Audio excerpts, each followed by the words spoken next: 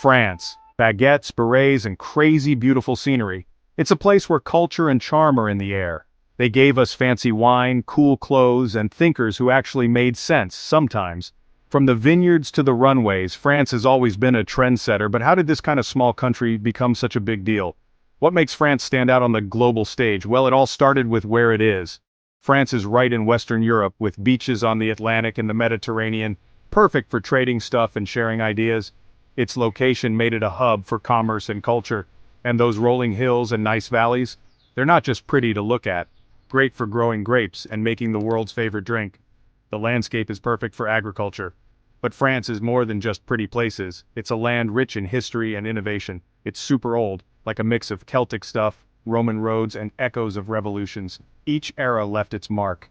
From old-timey Gaul to big cities, France has always been a place of new ideas, creativity, and let's be honest, a certain something special.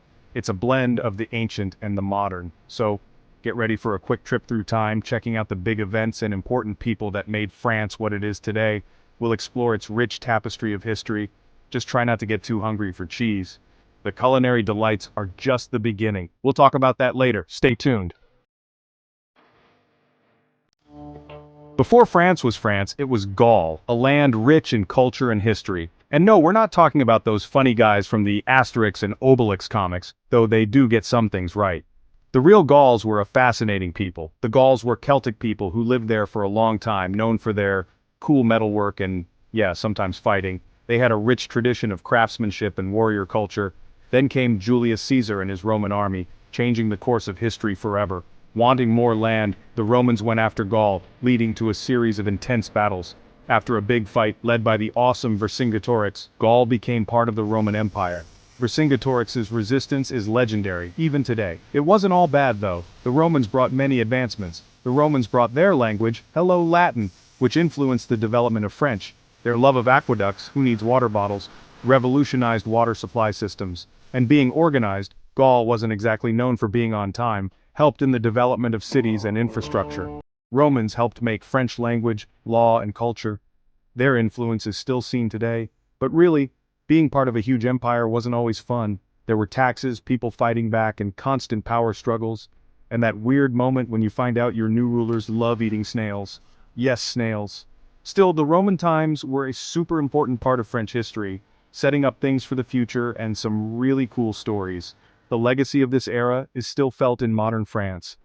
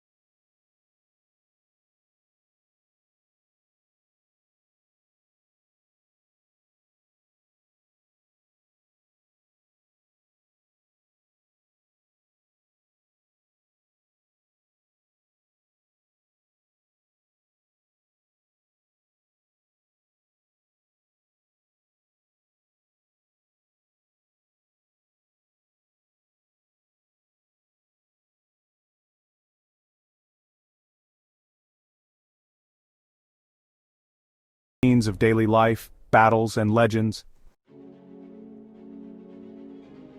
Section 4, Renaissance and royalty swords, science, and other French things. By the 1300s, Europe was ready for a change. The Renaissance, a time of art and smart people, started spreading, and France was all in. Leonardo da Vinci even came from Italy, bringing his Mona Lisa smile and some new engineering ideas. French kings got more powerful and built huge palaces, because who needs a regular apartment when you can have Versailles? Kings had all the power, and the regular people, well, they paid for it all.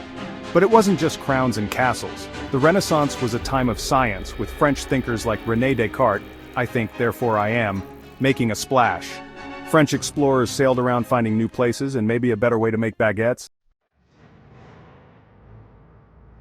Section 5. Revolution and Rampage. When France told the king to get lost, remember those all-powerful kings? Yeah, people got tired of them. By the late 1600s, France was ready to explode. The economy was bad, people were hungry, and the rich folks were too busy partying to care. Something had to happen. The French Revolution changed everything. Heads literally rolled, the Bastille was attacked, and the Declaration of the Rights of Man and of the Citizen said everyone was free and equal, at least in theory. It was messy, crazy, and scary, but it got rid of the old system, brought in democracy and a bunch of new national anthems. Oh, and Napoleon Bonaparte, a super smart general who made himself emperor and took over most of Europe before things went wrong. Like when he tried to invade Russia in the winter. Section 6. Industrialization and World Wars, Baguettes, Battles, and Existentialism. The 1800s brought the Industrial Revolution, and France, even though it loved being fashionable, got factories, railroads, and cities. Paris got a makeover, and new technology changed everything. But the 1900s brought big problems. France was in 2 world wars which left the country hurt and confused. But even with all the bad stuff, French culture was awesome. Impressionism, existentialism, and cool French movies all happened during this crazy time. France also helped make the United Nations and the European Union. It wasn't always good, but France was still important, even if it sometimes acted like it wanted to give up when things got tough, like in the World Cup. Section 7. Modern France, from croissants to climate change. Here we are in the 2000s. France is modern and diverse, dealing with globalization, new technology, and worrying about running out of croissants. The country is a big voice in the world, fighting for human rights most of the time, and still super cool, influencing fashion, movies, and food. From fancy clothes to fancy restaurants, France knows how to enjoy the good stuff.